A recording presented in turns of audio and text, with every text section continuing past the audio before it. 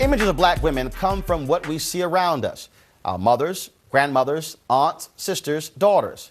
But for us and white America, a lot of the imagery is also set by so-called reality television shows like Basketball Wives or The Real Housewives of Atlanta.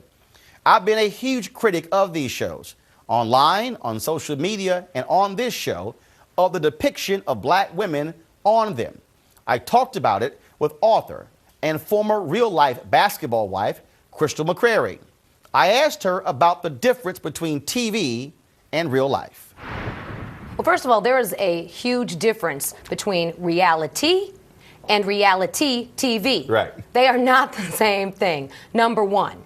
And the other issue that I have with it, just in general, they're train wreck shows. They're train wreck shows with no plot, with no real character development, contrivances that show us at our absolute worst. It's about appealing to the lowest common denominator. That in of itself is problematic.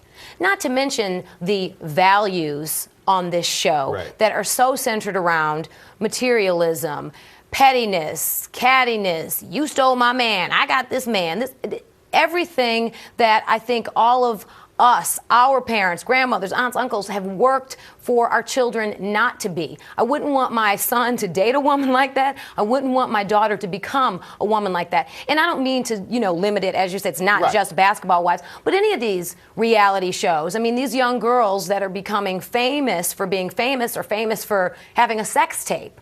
Things like that just make absolutely no sense to me. But on another level, and this is also disturbing, it is commentary on where we are as a society.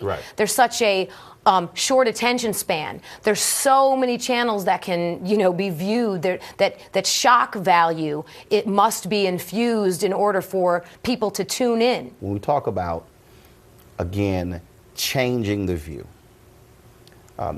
isn't it also important not just to tell their stories, but to also let these sisters know, but you also have got to tell your story. That is to become those authors, to have those blogs, to be able to make yourself available, because absolutely when a young sister sees that particular person and hears them, they go, wow, I didn't know that existed. That's right. Now I really see myself. Absolutely. Or I see what I can be.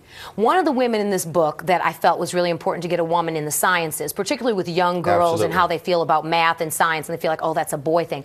I have a doctor in here, and I don't know, have you heard of Dr. Patricia Bath? No. Okay, well, I'm about to tell you who Dr. Patricia Bath is. She's an ophthalmologist. She's the creator of the laser cataract removal surgery. She's the founder of the American Institute for the Prevention of Blindness, and she owns 5 patents. And guess what she does in her spare time? She travels around the world to third world countries and performs free surgeries, giving people their vision back. Not bad. A sister from Harlem. And at the age of 16, she was researching fast-moving cancer cells at Yeshiva University. Okay, sounds like she's really, really smart.